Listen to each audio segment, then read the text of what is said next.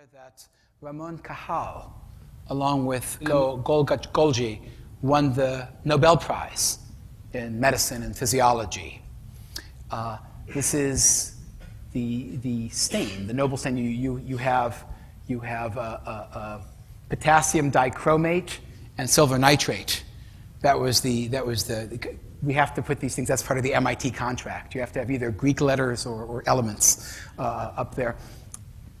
But the breakthrough notion, and this is what Cajal did so superbly, was using a cheap, innovative technology. He gained insight into the network organization of the brain. He is the one who literally illuminated the neuron theory of how the brain worked. And that was really, he's the father of modern neurophysiology in that regard. The interesting thing is, if you look at their Nobel speeches, Golgi was more a champion of the network theory of the brain. He de-emphasized the role of the neuron. So in fact, you had dueling Nobel lecturers there, because Golgi actually was criticizing Cajal's work on this. But a simple technical innovation transformed insight into organization.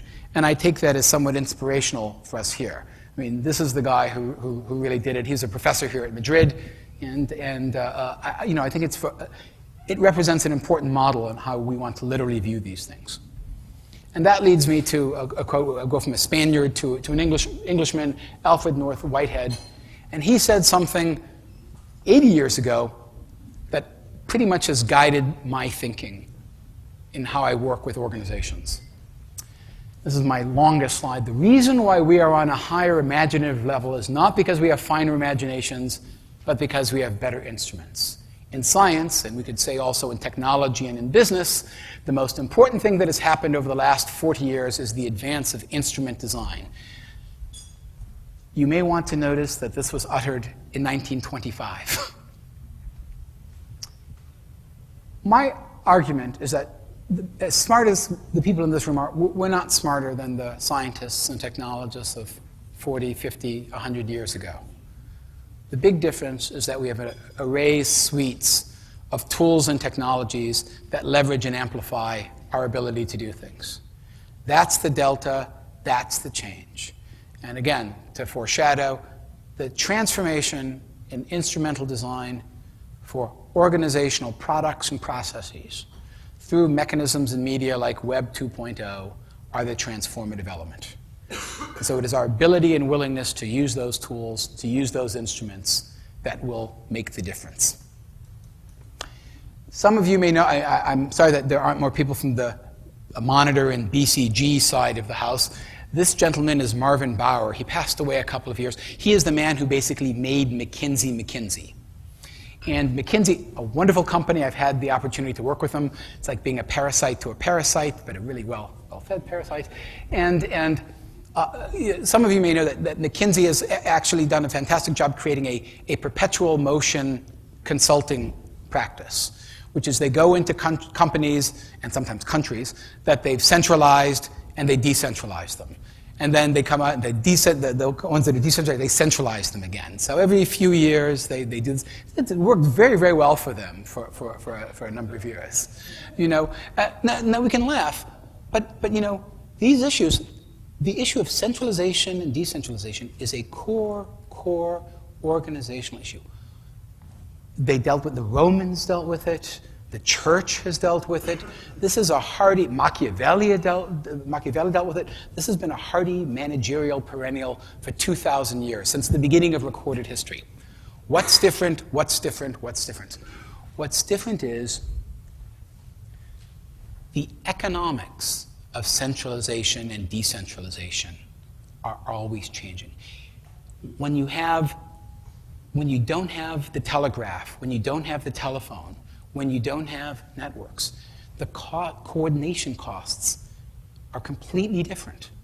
If I introduce SAP or Web 2, and I don't need to go into detail with this group, but if I introduce Web 2.0 or telephonic or telegraphic technology into a regional enterprise, let alone a global enterprise, I am changing every single decision I make, my risk-adjusted return on my time and my resources as where does centralization make sense and where does decentralization make sense change.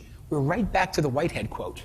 And that the core issue of centralization and decentralization hasn't changed, but the technology has transformed our economic, political, social, and organizational perceptions of centralization and decentralization. Successful technologies transform the economics of the fundamentals in organizations. That's it. If a technology does not transform an economic of fundamental, my argument is it's trivial or it's obsolete. And that's one of the big questions that we have. You know, at some point, technology hits diminishing returns in regards to transforming how the organization itself perceives the value, or let's create a new acronym, ROF, Return on Fundamentals. And the guy who did the best work on this, I'm sort of larding my talk with Nobel laureates today, is the gentleman that Alf referred to yesterday, the economist Ronald Coase, who wrote 1937, about why are there, for his question was, why are there firms? Why are there organizations? And I will spare you actually it's a wonderful essay, whether you like math or not. It's a wonderful essay and rigorous thinking. And what basically, and Alpha can be my error check on this. Basically, what he said was, look, firms need to manage coordination costs and transaction costs. And when are things cheaper to do inside the organization versus outside the organization? And it's the exact, the conversation with Kevin, who I assume is sleeping things off, his Bangalore thing. That the economics of outsource, what you do inside the organization, technology has transformed the economics of insourcing versus outsourcing. And where it gets more intriguing is you have a transaction and you have coordination. But the real intriguing issue is technology, and we'll come to this, blurs the distinctions between what's a transaction and what's a coordination cost. So the bias I want to bring to you, the heuristic that I use, the point of view that I use in my professional world, there's Kevin, just missed my reference to him, that I want to offer for you is that whenever anybody talks about, and this has nothing to do with your basic research work, but in your real world interaction of porting your work into the organizational environment.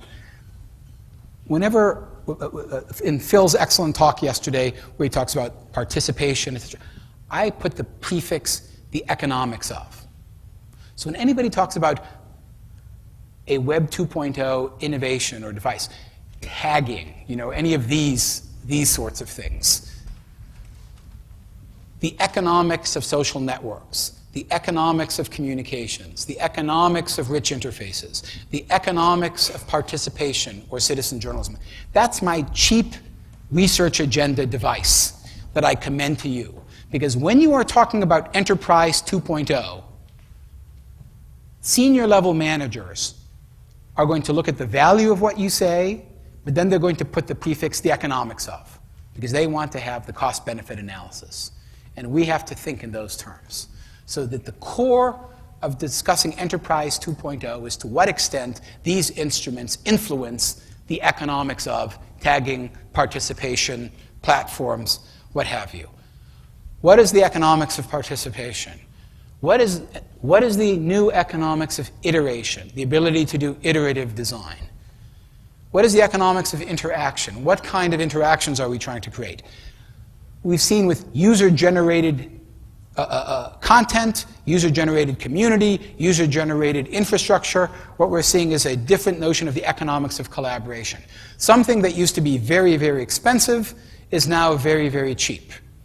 If I take labor that used to be expensive and make it cheap, I hire lots of people. If I take capital that used to be expensive and make it cheap, I get bubbles. If I change the cost dramatically, now we have the marriage of Moore's law and Metcalfe's law, so I have orders of magnitude change. If I change by orders of magnitude a factor of production, I transform the economics of these things. I transform the economics of experimentation. In every single, just to make a useful digression, in every single organization that I've gone into that does use some Web 2.0 capability or facility, it is now cheaper to do experimentation. Let me take that back. It is now faster and cheaper to do experimentation than to do analysis. Okay? It's the equivalent of high throughput for, I mean, in other words, something that used to take months and millions of euros takes a week and thousands of euros. All of a sudden, hiring McKinsey or Bain or BCG to do a comprehensive market analysis, it's not a stupid thing to do, but the economics of it make less sense rather than more sense. Because you can leverage the economics of Web 2.0 to glean and gain value from this. So what's one of the barriers that we have? We have legacy mindsets that do not grasp and fully appreciate how profoundly the economics of these things have been changed by the new instruments at our disposal.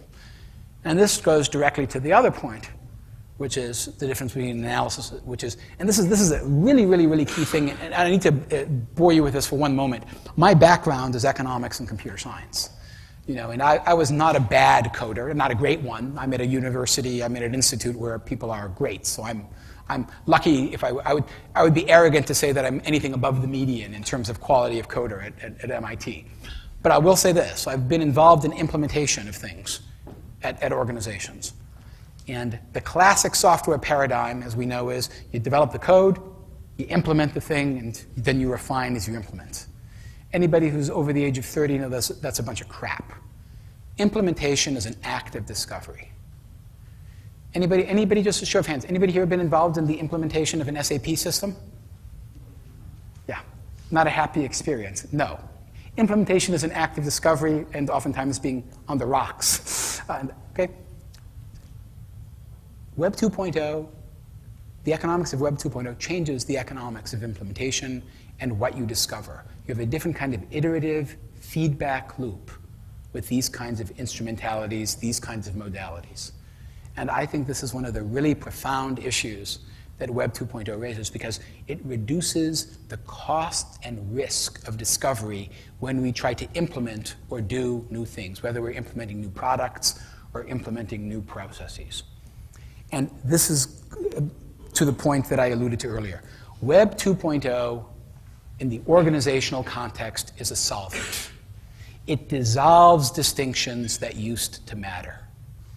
You know, you have a website in an organization, you have a social, you have your user profile page. Is your user profile page a product or a service? How many of you think it's a product?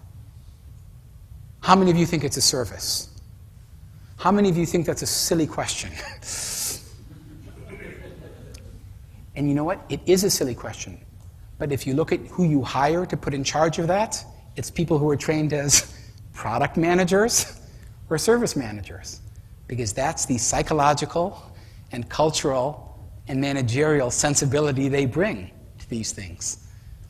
So they may not be in the best position. We have the gentleman from Google's gone, but we have the gentleman from Second Life here. We talked about advertising. Is a presence on Second Life brand advertising or direct response advertising? It's meaningless. How can you draw a distinction between them? But go to any advertising agency in the world and you'll have the brand people and the direct people.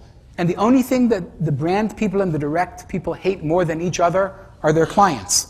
But the Web 2.0, what Web 2.0, it dissolves content and transaction. You know, I embed the ability to click through and consummate a transaction. What's the difference between the content on the screen and the transaction behind the click? It's a click away. Yet you had the old telecommunication systems, billing systems, switching systems. They never interacted. VoIP dissolves these distinctions. Packets dissolves the circuits. The key point here, Web 2.0 is some distinctions that organizations have invested hundreds of years and thousands of their managerial lifetimes trying to optimize and perfect are being rendered irrelevant, or at least less important, by digital media as a solvent. One particular example of this is the classic marketing 101 inverted thing is, you get I was on the board of Ticketmaster and do a lot of advisory work with Interactive Corp, Barry Diller's company, and we're a pretty decent network company. The classic, we'd have these MBAs, and they would look at all the data, and they would try to segment the customers. Quite logical, segment the customers. But on a network, you get to see people's behavior real time. They get to segment themselves. Networks allow people to segment themselves. Facebook, MySpace, aren't marketing channels that we target and identify. We get to see how people choose and segment themselves. Trust me, if you're a media planner or a manager or an innovator, there's a world of difference between investing in doing a better market analysis of what segment should we appeal to versus giving people tools that allow them to segment themselves more efficiently so that you can reach them. The fundamental design sensibilities are profoundly different, and we need to not only recognize that, but act on that recognition. And just to quote what Martin said on this, if you buy there's that wonderful line from Kenneth Boulding, is that the world is divided into two groups of people, those who divide the world into two groups of people and those who don't. I thought this was a very interesting dichotomy, though. Is the future in robots, or is the future in communities? And the only way that corporations are going to answer that question is, what Google is going to ask is, what's the economics of investing in a robot versus MySpace model or the Facebook model? What's the economics of investing in communities? How much do we want to roboticize or automate communities versus to what extent do we want to use communities or augment the robots? Those are economic questions as well as strategic business questions.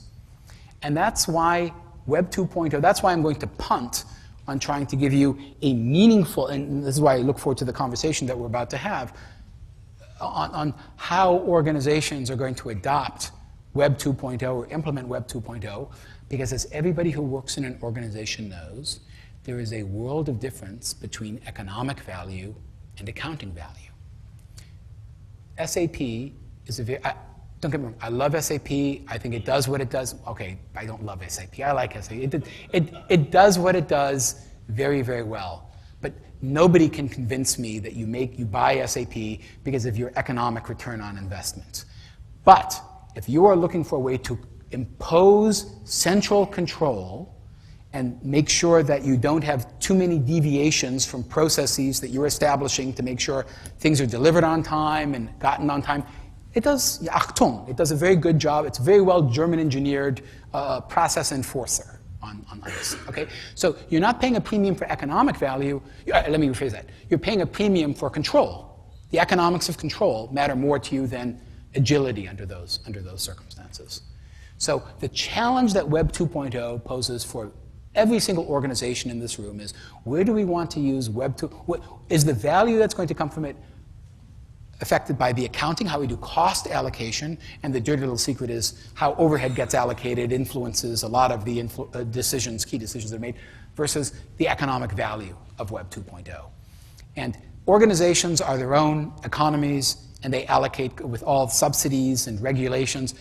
There are all kinds of perversions there, and that is why we don't see convergence in behavior of how organizations use either SAP or Web 2.0. What's one fundamental difference between an ERP system and a Web 2.0 system? In an ERP system, you customize your company to the software. That's a fact, not an opinion. In Web 2.0, you can customize the software to the company. There are different economics underlying that. And that has to be considered, and that's going to be what drives these changes. So, what Web 2.0 has done is transform the economics of choice. The more choices you have, the more your values matter. The Web 2.0 features, functions, and apps and services are going to be a reflection of the organizational values the enterprise and its senior management possesses. Because economic cost is not the issue in a Web 2.0 infrastructure. I had a comment from a Spaniard and an Englishman. I'm going to do something very un-American, but in honor of Sarkozy, I'm going to end with a quote from a Frenchman. Move to a quote from a Frenchman. The most important product, this is Frederick Laplace, one of the first of the industrial sociologists. He's a professor at École des Mines. Okay? He said the most important product of the mines, it's not the ore, it's the miner. It's the human capital. I hope that you approve of this, that I'm quoting somebody French on this. Well, my post-industrial update is the most important product of the network is the networker. You're a French wannabe. I'm a French, yeah, I'm a French never-waser on that. The most important product of the network is the networker. The kinds of networks we build depend on what kinds of networkers we really want people to be. That the fundamental change in economics has allowed us to express the values we hold as individuals and institutions in the way we determine participation, interaction, iteration, etc. So, Web 2.0, it's not about communications. It's really about, I mean, that's a principle, but it is not the core principle here.